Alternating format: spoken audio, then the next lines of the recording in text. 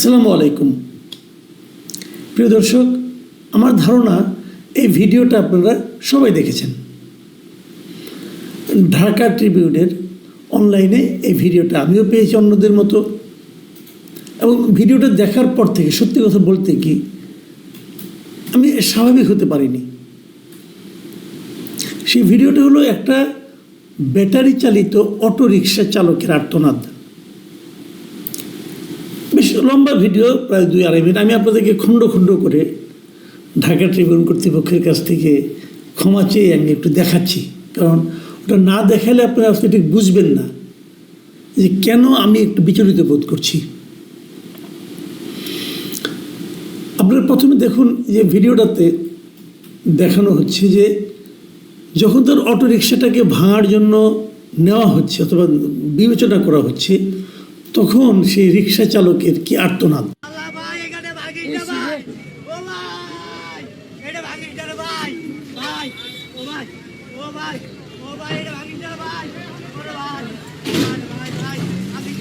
পরের দৃশ্যে যেটা আপনি দেখবেন সেটা হলো এই রিক্সাটাকে চাপ দিয়ে ভেঙে ফেলা হচ্ছে, ভেঙে ফেলে ট্রাকে তোলা হচ্ছে, সেটাও আপনি দেখুন।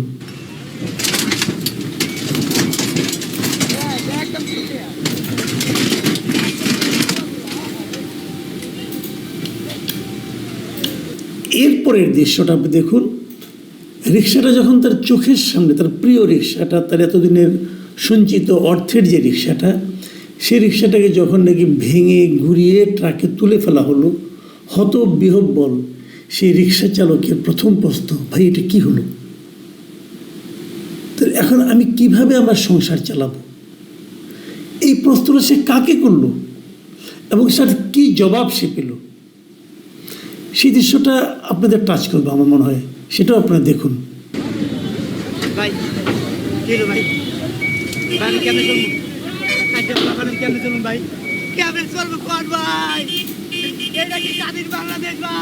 তো এই যে ঘটনাটা আপনারা দেখলেন, এই ঘটনাটা গত মঙ্গলবার দিন আসাদ গেট এলাকায় প্রধান সড়কে এই রিক্সাগুলি চলছিল। প্রধান সড়কে আসাদ গেটের সামনে যে রাস্তায় গিয়েছে মিরপুর রোড, সেই রোডেতে এই ধরনের রিক্সা প্রায়ই চলে, আপনারা সবাই দেখেছেন। হঠাৎ করে ঢাকা উত্তর সিটি কর্পোরেশন এবং ডিএমপি তারা সিদ্ধান্ত, ডিএমপি মানে আপনার মেট্রোপলিটন ট্রাফিক যারা আছে, তারা সিদ্ধান্ত নিল যে প্রধান সড়কে কোনো রিক্সা তারা চলতে দেবে না, এবং এই সিদ্ধান্তেরই প্রতিফলন হলো এই রিক্সাগুলো। তারা ওখানে রিক্সাগুলো ধরেছে এবং 3টা রিক্সাকে তারা ঘুরিয়ে দিয়েছে, এবং ঘুরিয়ে দেওয়ার পর এদের কাছ থেকে এই যে আপনি ভিডিওটা দেখলেন, এই ভিডিওটা খুব সবাই মানে যারা দেখেছে, আমার ধারণা আপনাদেরও মন কেমন আর্দ্র হয়ে গেছে।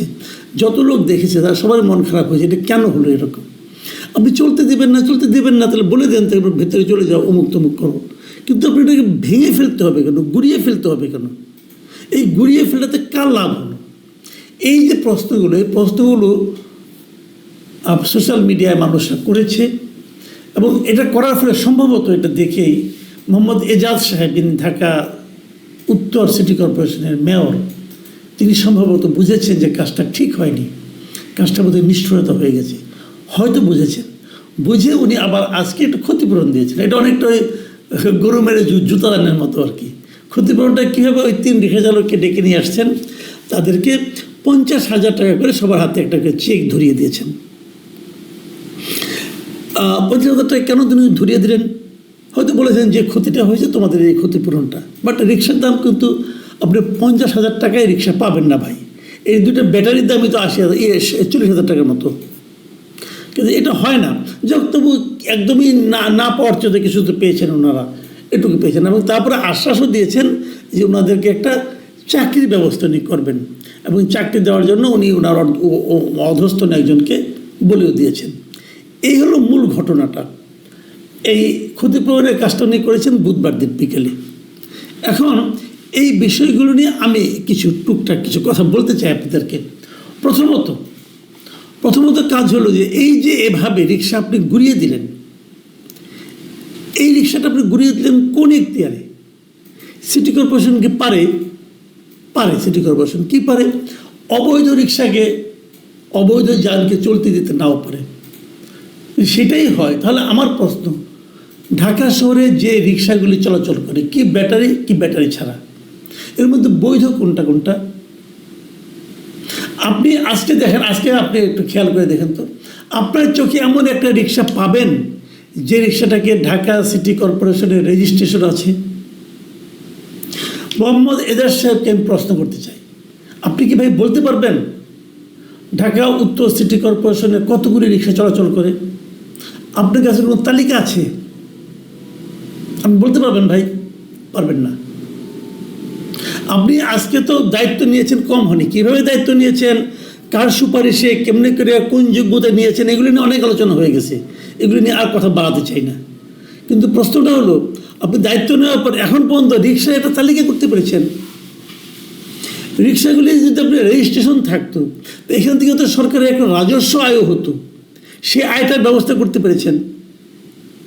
আপনি যদি ব্যাটারি চালিত রিক্সাগুলিকে অবৈধ বলেন, তাহলে অন্য রিক্সাগুলিকে আপনি বৈধ বলবেন কেমনি করে? আমার বিবেচনায় যে রিক্সাটার রেজিস্ট্রেশন নাই সেটাই অবৈধ। কিন্তু ঢাকা শহরে চলাচলকারী সব রিক্সাই অবৈধ। কোনো রিক্সা আমি দেখি না তোমাকে সিটি কর্পোরেশনের নিয়ন্ত্রণ আছে। তাহলে সবগুলো বদলে বুলডোজারতে ভেঙে দেন। পারছেন ভাঙতে? হঠাৎ করে আচমকা আপনি দেখাতে গেছেন ক্ষমতা, যে আপনি একটা দায়িত্ব পেয়েছেন, বিরাট একটা দায়িত্ব, 3 রিক্সাওয়ালা রিক্সাকে আপনি বুলডোজার দিয়ে ভেঙে দিলেন। একটা বিশাল অর্জন আপনার। মানে এর চেয়ে এজাজ সাহেবের মেজাজ আসলে বোঝা দেয়, তুগলুকি মেজাজ ওনার। কখন কি করতেছেন না করতেছেন এগুলি হয় কেন জানেন? এগুলোকে যদি জবাবদিহিতা না থাকে তখন এগুলি হয়। ওনার তো কোনো জবাবদিহিতা নাই। একজন লোক যদি ইলেকটেড মেয়র হতো, সে কিন্তু জনগণের কাছে জন্য জবাবদিহি করতো। উনি কার কাছে জবাবদিহি করেন? কার কাছে? ওনার কোনো জবাবদিহিতা নাই। উনি কী যোগ্যতা? এখানে যদি একজন সরকারি কর্মকর্তাকেও প্রশাসক বানানো হতো, যেমনটা নাকি ঢাকার দক্ষিণে হয়েছে, তারও কিন্তু একটা জবাবদিহিতার জায়গা আছে। এজাজ সাহেবের কোনো জবাবদিহিতা, উনি স্বাধীন। উনি একমাত্র জবাবদিহিতা একমাত্র জবাবদিহি করেন উনি ওনার মন্ত্রী যে আসিফ আহমদ সজীব ভুঁইয়ার কাছে, যিনি নাকি চিঠি লিখে বলেছেন এজাজ সাহেব নাকি খুব যোগ্য লোক, তাকে মেয়র বানানো হোক। যিনি চিঠি লিখেছেন ওনার কি যোগ্যতা সেটা বলার জন্য, এটা আমি বুঝি না। একটা তুগলকি কাণ্ড। আমার ইচ্ছা হলো উনি ভালো লোক, ওনাকে আমি মেয়রের মতো, একটা প্রশাসকের মতো, একটা সিটি কর্পোরেশনের প্রশাসক বানাই দিলাম, হয়ে গেল। আর প্রশাসক হওয়ার পরে উনি এটা ভাঙেন, এটা করেন, সেটা করেন, একটা তুগলকি কাণ্ড। আমি এজাজ সাহেবকে বলবো, ভাই কাজ করতে চান করেন, রিক্সাগুলিকে তালিকা করেন না, দেখে কেমন পারেন রেজিস্ট্রেশন করেন, সবগুলি রিক্সাকে রেজিস্ট্রেশনের আওতায় নিয়ে আসেন, সরকারের একটু রাজস্ব আয় ঘটান, তাহলে কিন্তু আপনার কোনটা ব্যাটারি চালিত কোনটা ব্যাটারি চালিত না সব কিছু আপনি নিয়ন্ত্রণ করতে পারবেন। ওটা করেন, ওটা তো করেন নাই। যে লোকগুলো এরই মধ্যে ব্যাটারি চালিত রিক্সা বানিয়ে ফেলেছে, রাস্তায় বিপুলভাবে চলছে, তাদের যে ইনভেস্টমেন্টটা, সেই ইনভেস্টমেন্টটা আপনার তুগলকি সিদ্ধান্তের কারণে বন্ধ হয়ে যাবে। এটাকে নিয়ন্ত্রণ করতে হবে। যারা চালায়, অনেকে মাঝে মাঝে দেখি, অনেকে ট্রল করে ছবি টবি দেখায় যে কীভাবে রিক্সাগুলো বেপরোয়া চলে। হ্যাঁ, চলে বেপরোয়া, আপনি এগুলো থামান, কন্ট্রোল করেন, কোনো সমস্যা তো নাই। যে ব্যাটারি লাগানো হয়, সেই ব্যাটারির মধ্যে এক ধরনের আপনি গগনও লাগিয়ে দেন, যাতে নাকি স্পিড আর বেশি উঠবে না, এরকম সিস্টেম করে দেন। চলছে না? আমাদের পার্শ্ববর্তী দেশেও আমি দেখেছি অনেক শহরে কিন্তু এরকম রিক্সা চলছে, জেলা শহরগুলিতে চলছে, এবং প্রত্যেকটাই কিন্তু রেজিস্ট্রেশন আছে, চালকের লাইসেন্স আছে। সেই ব্যবস্থা আপনারা করেন। এবং কেবল ঢাকা শহরে না, আমি তো মনে করি সারা দেশেও আমাদের প্রচুর চলছে এই রিক্সাগুলো। এরকম কারোর কোনো লাইসেন্স নেই। আমি বলবো সকল সিটি কর্পোরেশন, সকল পৌরসভার এই ধরনের রিক্সা যেগুলো আছে সেগুলিকে লাইসেন্সের আওতায় আনে। এটা সরকারের একটা বড় সিদ্ধান্ত নেওয়া উচিত, যাতে নাকি সরকারের বিপুল পরিমাণ রাজস্ব আয় কিনতে হবে। এখন আরেকটা কথা বলি, এই যে উনি কাজটা করলেন, ওদেরকে ক্ষতিপূরণ দিলেন, ভাই এটা কার টাকা দিলেন? আপনার ব্যক্তিগত টাকা নাকি সরকারি টাকা? যদি সরকারি টাকা হয়, সেই টাকা দেওয়ার আপনি কোন আইনে দিলেন, কোন খাতের থেকে দিলেন? ভুলটা তো আপনি করেছেন। আপনার ভুলের মাসুল আপনি দিবেন পার্সোনালি, সরকারি টাকা কেন দেবেন?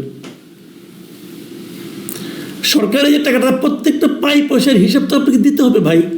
আপনি এই টাকার হিসাবটা আমাকে দেন তো একটু, আপনি কিভাবে এই টাকাটা দিলেন? এই ভুলের টাকা তো আপনি দিতে পারেন না। একজন পাবলিক হিসাবে, একজন নাগরিক হিসাবে এই প্রশ্নটা আপনাকে আমি করবো যে এই টাকাটা আপনি কার টাকা দিলেন?